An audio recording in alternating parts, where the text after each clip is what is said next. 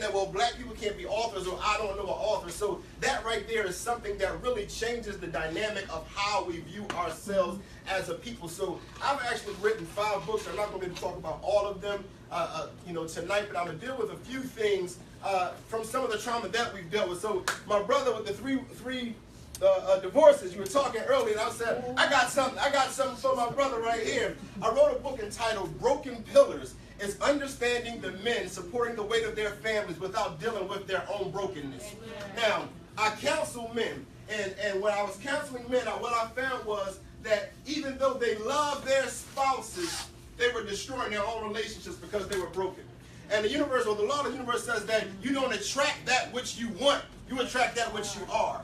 And so I'm not trying to blame you, but what I'm saying is, as men, sometimes we have to understand some of the brokenness that we are dealing with, because if you're not upfront about, if you don't want to accept it, if you don't want to talk about your brokenness, you'll continue to destroy your relationship over and over and over. I had guys literally coming to me wanting help to fix their relationships, but they was the ones that was destroying it, all because of the psychological trauma. So I had one guy who was head over heels for his girl, but again, he was destroying it because of what the world has been teaching a man is supposed to be. So him and his girlfriend both worked at a hospital, but she had a few degrees. So she was making like $40-something an hour. He was only making like 16 because all he was doing was pushing the cart. But he was always taught that a man was supposed to provide. And he says, I don't even know how to be her man. See, when you have this kind of psychological trauma because you're forced in some kind of box. You are forced in what my mentor calls the man box, where you have to be the provider, or you have to be tough, or you have to fix things. And when you can't do any of those things, or something in you that's outside of the box, the world's going to call you not manly. So now I got to quench and suppress who I really am in order to fit what's in this box. And that works for a while, but after sometimes who you really are comes out, and you begin to destroy your own relationship because she didn't sign up for the man that you really were, because you was acting like you was somebody else. And so we have to deal with those kind of traumas and understanding who we are as men, get out of our minds what the world has told us a man was. And women also, you have to understand that men are dealing with some stuff. We got emotions too. Now, the world has told all of us that men don't have emotions, but every time I have some kind of counseling, group counseling, I got a bunch of men crying. Because we cry.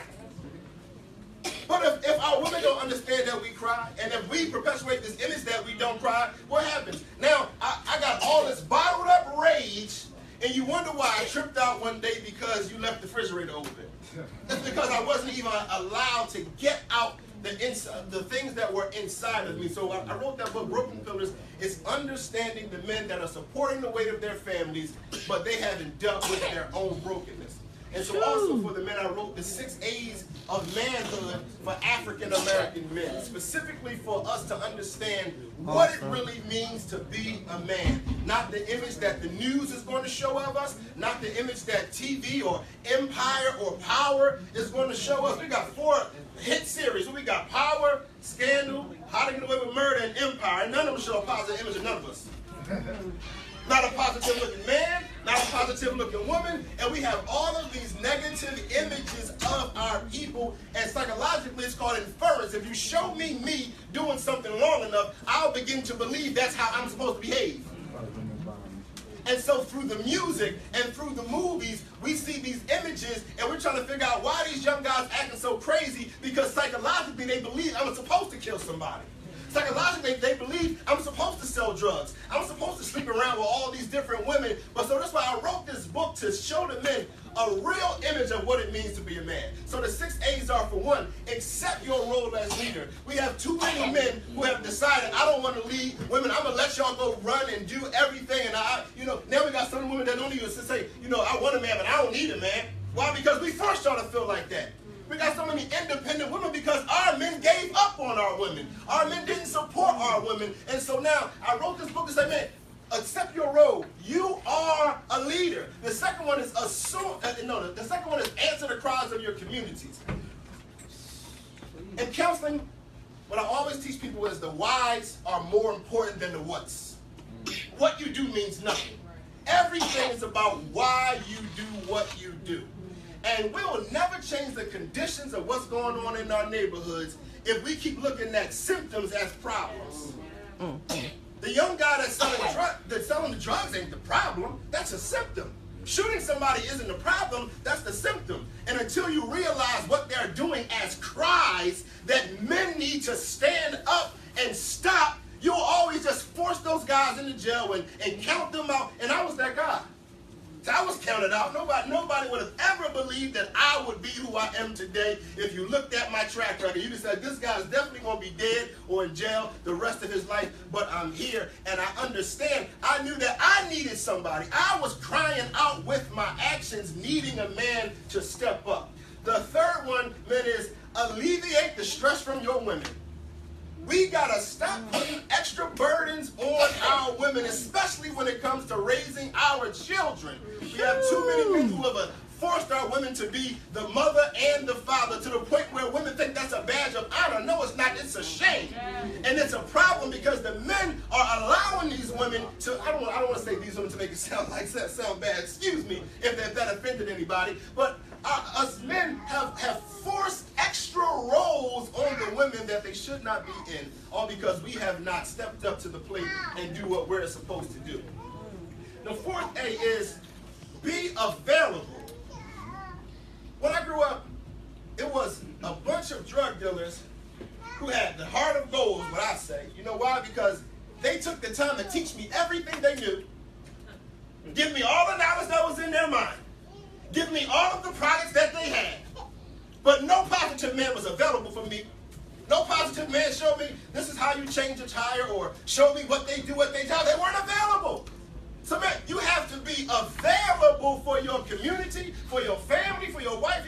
We have to be available. The fifth A is assume your God-given purpose. Man, we have all been created for some kind of task. One of the brothers said earlier that we all have a group of people that we are supposed to do something for, and that is true. And the reason why a lot of people are struggling, just as he said, is because the individuals who are supposed to be helping them have said, I don't got nothing, that ain't my problem.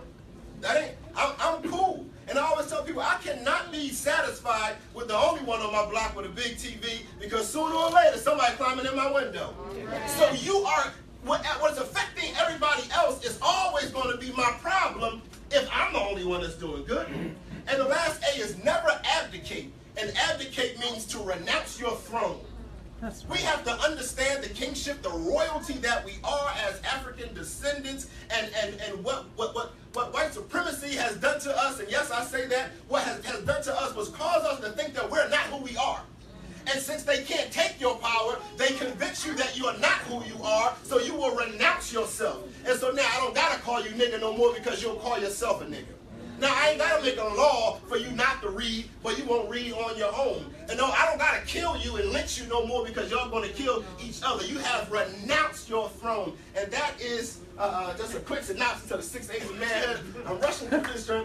And the last book that I have with me is my newest book. It's called The Great Hijack. It's dealing with the stealing of the black talented 10th through a system of self-hate. And it really breaks down, we understand what self-hate is. Self-hate makes us want to disassociate from all of our blackness. That's right. It's just very ashamed. We just seen in South Africa, they were telling the South African girls that their natural hair was inappropriate. In fact, there was say it again? Yeah, there was just a court ruling that dreadlocks are inappropriate for business. That's a court ruling. A job can discriminate on you for having this hairstyle. Yes. And so they use a bevy of different things to get us to buy into certain stuff for us to perpetuate our own self-hate. Now, I'll give you a quick example. Now, I am a public speaker. I've been a public speaker for 10 years. And my mouth is mad dry right now. I don't know why. I drunk my water. and right now, I'm me. This is who I am. This is how I speak. This is not always how I spoke. I used to be a corporate speaker. And so when I would go into the places and I would have to speak a certain way, and I had to talk with a certain tone because I wanted to articulate my message a certain way, and I was a fraud. No, but see, this is the thing. But how do they get me to buy into that? See, they've dictated what's professional. And if I buy into what they tell me is professional, I can then begin to believe my own voice is unprofessional. My own hair can be unprofessional. And when it really causes a problem is once I buy into this because I want to get into these certain places, I believe it so much, I'm going to judge you because you don't want to speak like me. And I'm going to judge you because you don't want to dress like me. And now I don't want to help you because you don't really want to help, because if you want to help, you would do what you were supposed to do. And so this book chronicles what this system of self-hate is, the inception of it, the goal of it, and how they use economics, entertainment, education, etiquette, and news. Five working parts of the system of self-hate that constantly reinforce one another to attain the goal of the system of self-hate, which is to separate us, to keep us from building. Because I am one unapologetically pro-black individual who is for the building and uplifting of my people. And so everything I write is going to deal with something like that to really help our people change our mind, because again, I deal with the mental, emotional, spiritual, and financial repair that for the traumas that we have dealt with in those areas.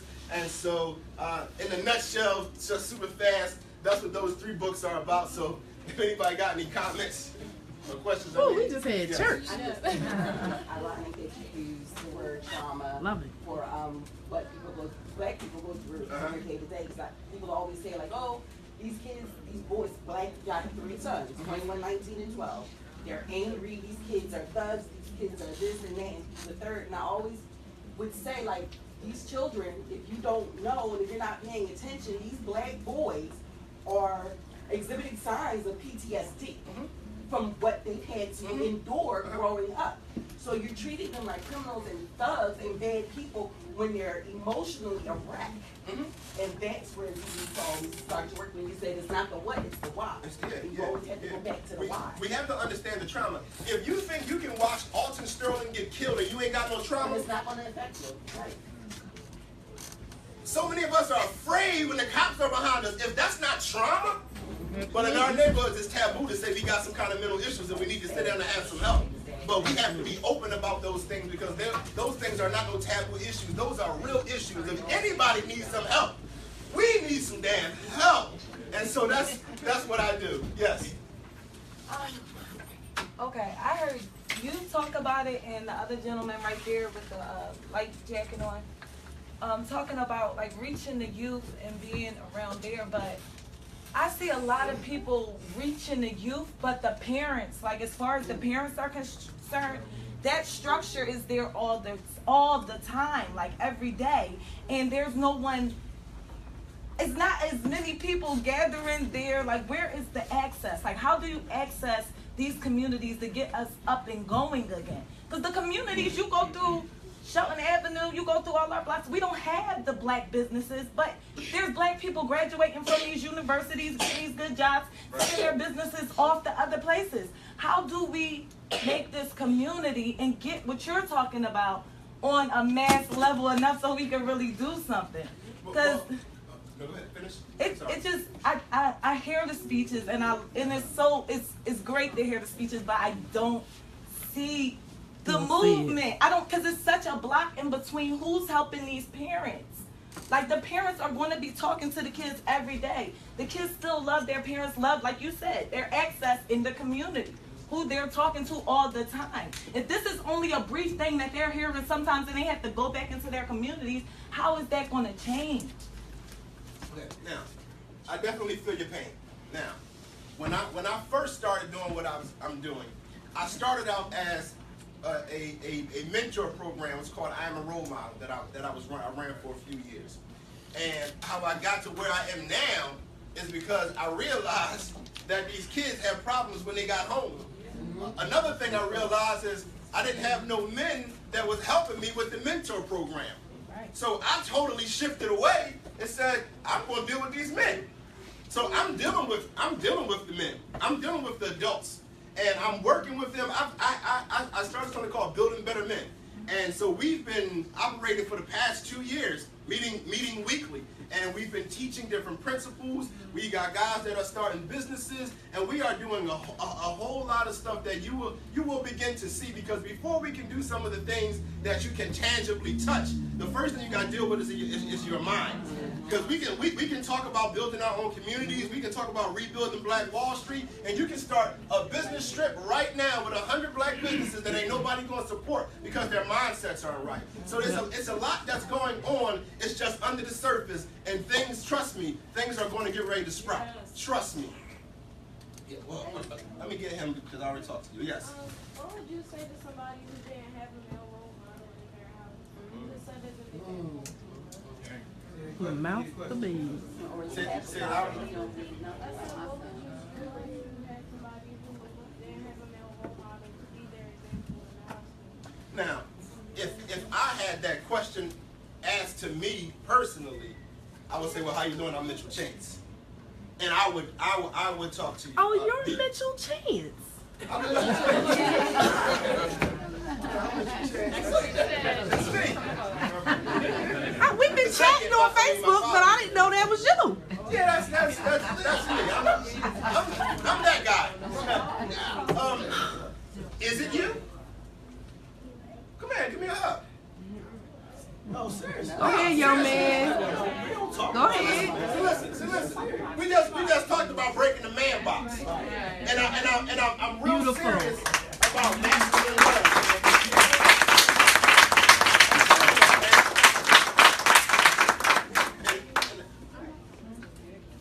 I'm gonna give you my number so you can call me. And so call She's him. making me cry. See, men cry. We get emotional, man.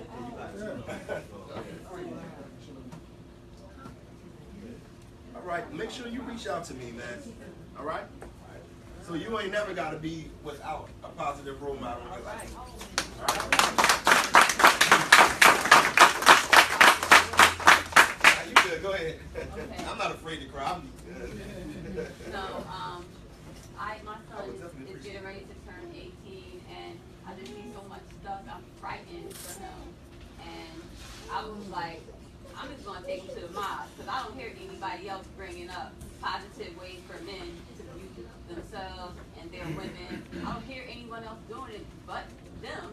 So I wanted to ask you, like, do you counsel boys like my son? Yeah. And what can I do? You can have your son reach out to me, too. We're going to need them. I mean, it's I don't rough have any because more cards. I'm gonna tell you what's I'll give you my rough number is now. okay, all right, but it's just his dad is a professional person and he lives with his dad and his dad goes to work and that's about it. And it's like even more frustrated because I'm like, there is a guy here and he's totally ineffective because he don't believe in talking to his son. Let me talk to him. Because we want to get to that 4th A and tell him to be available. Right. I think, and this is what I learned when I was writing my book, right? It's the fact that, one, there's a lot of us in the community. Absolutely. You don't, 1, 2, 3, I can vouch for right now, right? Right now, I can vouch for, right? But here's the thing, what I've learned, even when I was penning my stuff, we don't know, like I don't know what my father and my uncles went through for them to be who they are now, right? And so we forget about that. It goes back to what Mitchell said about the why. Because we don't understand what their why is. So you don't understand what his why is. And I'm not making excuses for him, but I think there's a situation that when we become to this space where we're at, and we're looking back like, I gotta be a better me to make sure that something like that can always happen, right? And the fact that he had the heart enough to speak up and say, I need it, because most young dudes won't do that. Right? So we gotta really be in their face.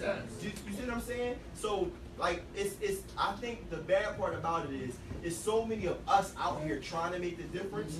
You just don't. Everybody don't see us, right? And I believe, and the one thing I always say, and I said this to him. Me and him had a conversation. The last situation was that I was like, the problem is, a lot of us is moving as individual wolves, right? But if we move as a wolf pack, it's different. And if you ever watch a wolf pack move, a wolf pack, it ain't a particular leader. It's whoever falls up in the front, the pack follows, and one of the wolves will fall to the back to protect the back of the pack. to make sure nothing's coming from this end. Because if it is, then I can say something. And whoever's in the front got the front, right? Right now, he's up there. I'm the back of his wolf pack, right? That's the back of my wolf pack right there with his arms folded. You feel what I'm saying?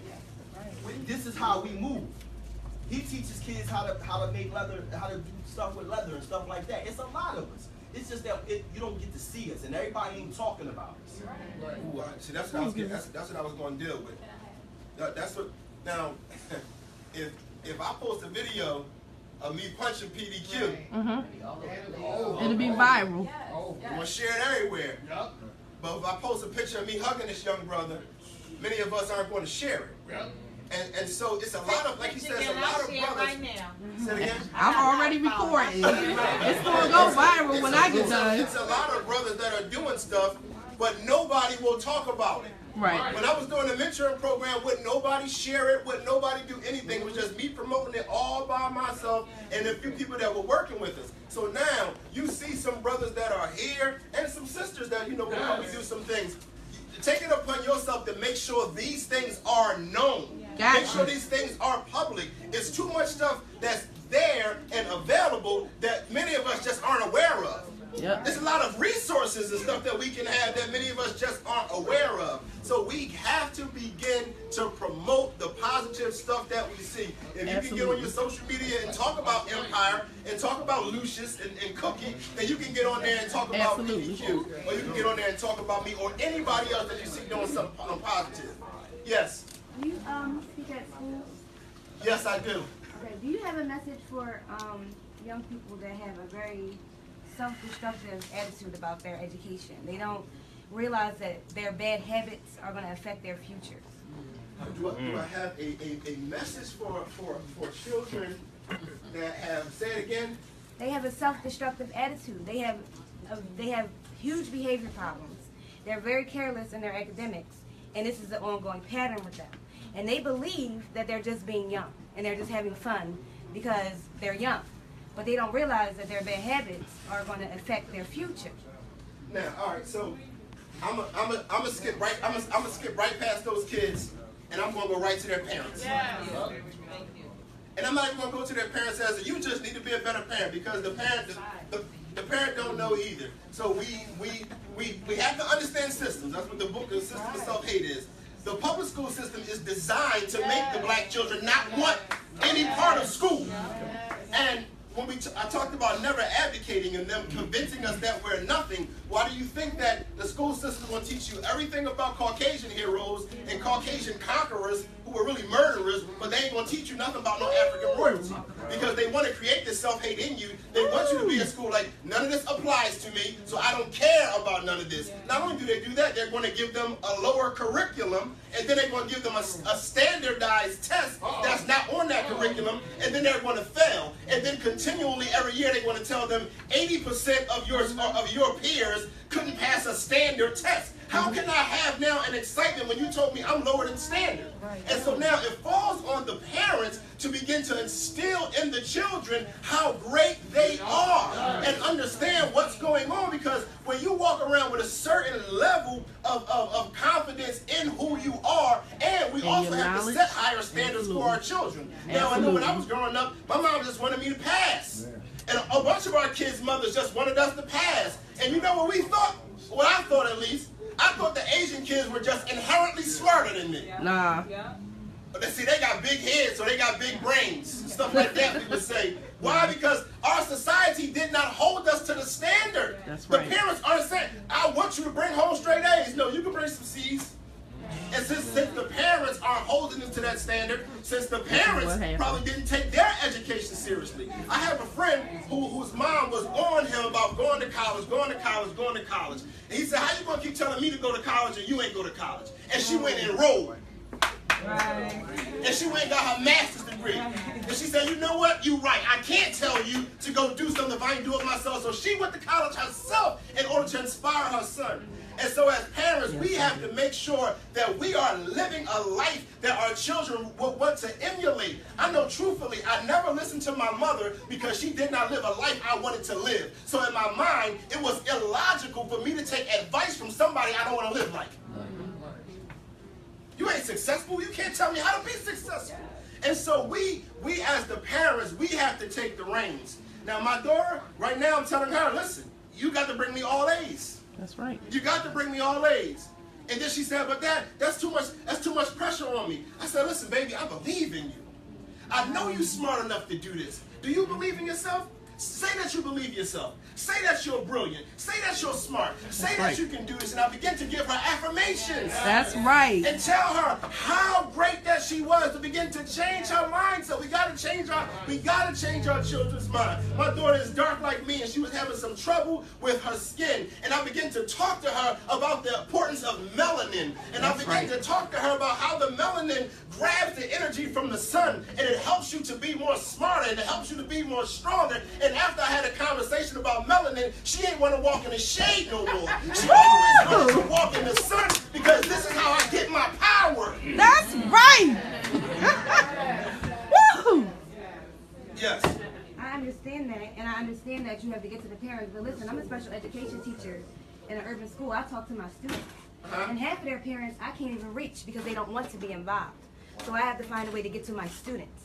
I have to teach them that even if this is your environment, like she was saying, they go home to that every day. I got to program them in a small couple of hours that I have with them a day.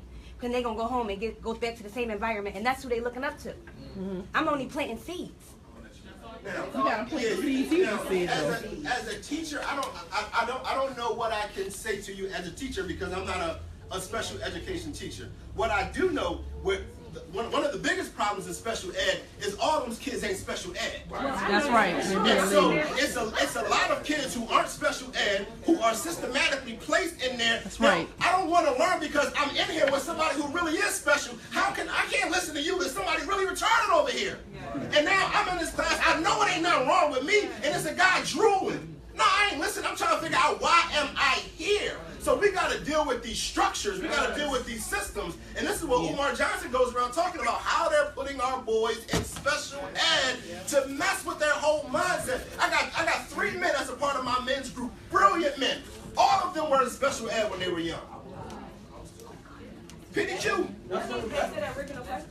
They have a self-destructive. That's how they end up in those. No, that's not true. Here's the thing. I'm gonna tell you, they blood, right? I got put in special ed classes, but let me tell you what happened. And I talk about this in my book. Being in special ed classes, I was there, and for a minute, I felt like I couldn't win. I felt like I wasn't smart enough. So I felt like, why should I even try to be successful? Because I can't win. You already telling me that I can't win, right? But what happened was, I ran into a teacher, the teachers, that gave an F about me. Right. That told me, yo, you can do this. And when I got to high school, my science teacher, Mr. Kellum, I'll never forget him. Mr. Kellum, I had Mr. Kellum. He said, why you in my class? I was like, I don't know. He said, yo, why are you in my class? I said, I don't know. They just got me in here. He said, is the work easy? I said, I just do it. A couple weeks later, he asked me the same thing. You know what he did? He went and got me out of the classes. So what that said to me was, the teachers prior to him knew that I didn't need to be in these classes. Right. I didn't get 2 shoots. And what I'm saying to you, baby, is this. Don't worry about the masses, because if there's somebody going to talk about you like I'm talking about him, that you never going to hear about. Because you're the difference maker. Yep. A teacher is so critical to the position of who you become and how you move because of what you're telling me. So even though you might feel defeated at times, some of them kids is getting the message. It's not like you know they're getting the message. And because I'm one of them. I'm one of them. 40 years old, went to college, graduated high school, managed a bank, and now I got my own business, and now I'm an author. And I was told that I wasn't even going to finish high school. Come on, man. All I'm saying is, know what your purpose is in it. Because you mean more to them than anything. And even though they can go back home and not get what they're supposed to get, they might come to school looking for you because you're the life changer and you're the life saver. Know that. So I'm going to shut up because my man is up. No. It's the wolf pack, man. It's the wolf pack. I need to just say this because it was my teacher. And if it wasn't for this woman who cared about me because I used to freeze up on tests, okay, she made me take it orally because she knew I knew the work, but it was because of this woman that here I am now at almost 50 years old and I can recite Hamlet from memory. And I haven't cracked the book of Hamlet since high school. Okay, because she was the one who said, she explained it in a way so that black man can understand this. Because in the hood, we looking at the language like, it don't make sense to me. And she broke it down, and she planted the seeds, and she always told me that I could. And she always told me that I was better than what people think I am. So, you're the gatekeeper, sister. Yeah. You got it. Just keep showing them the love. Just keep showing them the love. That's what our people are communal, family-oriented people. That's why we don't get along with somebody, we can't work with them, because we can't be cordial. I gotta like you.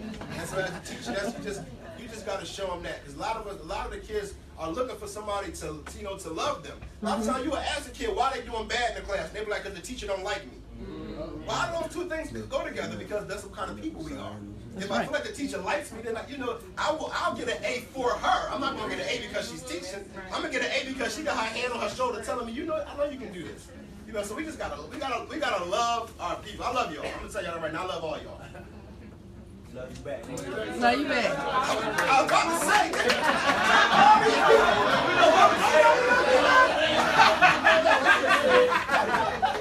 Anybody got? We're over time. Well, I mean, the owner's here, so I guess we ain't over time. No, it's our space, so we here however long we want to be. That's the message right there, because when you own the spot, you can do what you want. We just somebody else's there, so they be like, yes, brother. Thank you, and brothers, and all the brothers that talked about stigma, that's been placed on black men, and even the stigmas that women have about who we supposed to be and how we supposed to be. I grew up in a poor parent situation, you understand? But I didn't turn out that way because I wanted to be in a gang. So at 59 years old, I done survived gang wars, drug wars, and the penitentiary, which I didn't have to if I just followed that rule. You understand? Because my grandfather was a master masonry. You understand? He showed me every year my grandma wanted her yard tore up for flowers, and in the winter she wanted to pave again. And he had me out there helping him. But right, I'm saying, but did I go through it right now? I wanted to be Stony in a gang, Yeah, I'm just saying, I wanted to, I had my own mindset, and that was lame. You understand? It cost me a lot of time. Matter of fact, at one time, 7.5 years out my life, you understand, because I wanted to be a knucklehead. And like I said about there's a lot of angry kids.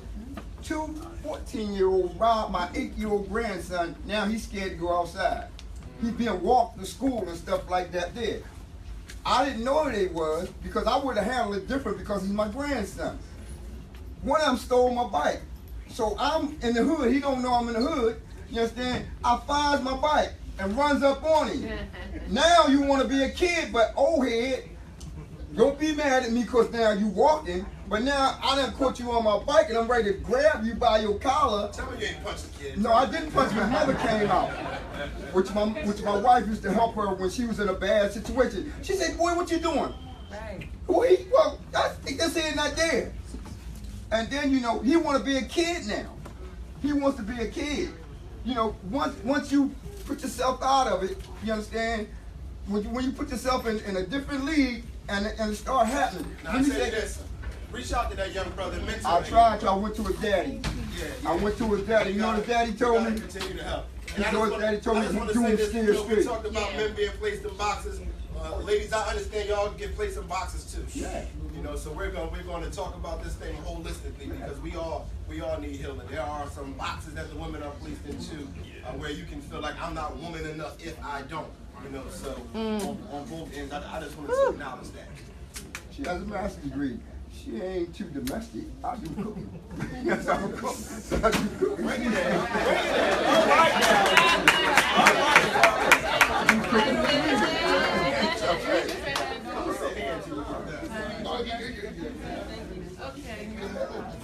Oh, we just had church. Love it. All right, give Mitchell Chance a round of applause. So this is what this is about. Us coming together, being around people who are successful, who are champions, game changers, role models. The champions. I'm the champions. Champions. Not losers. We are champions. We are champions in here. Yeah. No matter what we've been told, we We are champions. No, we are problem solvers. Period. Let's get to work. Period. So, Miss Joe, do you have the raffle tickets? We'll raffle some books here tonight. Sure.